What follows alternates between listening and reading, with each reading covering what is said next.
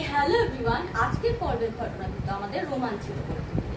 আজ সকাল থেকে কোনি সাঁতারে আসে।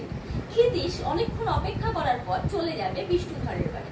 বিষ্ণুধরের বাড়ি গিয়ে তার কাছ থেকে ক্লাবের প্রেসিডেন্ট হওয়ার দরুন 7,000 টাকা চাইবে।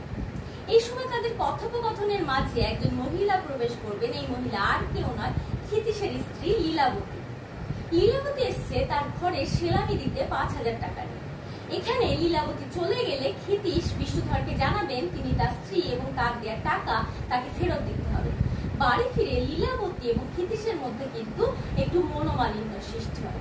সন্ধ্যায় ক্ষিতীশ চলে যাবে কোনিদের বস্তিতে। আলো না থাকার জন্য প্রথমে সেখানে তাদের বাড়ি খুঁজে পাবে না এবং সেখানে পৌঁছলে ভীষণ রেগে গিয়ে ক্ষিতীশ জানাবে তোর দ্বারা সাঁতার হবে না। পিছন থেকে একজন মহিলা এসে জানাবে গতকাল বিকেলে কমল মুখে রক্ত উঠে মারা গেছে। এই ঘটনা ক্ষিতীশকে কাঁপিয়ে তুলবে এবং ভাবাবে।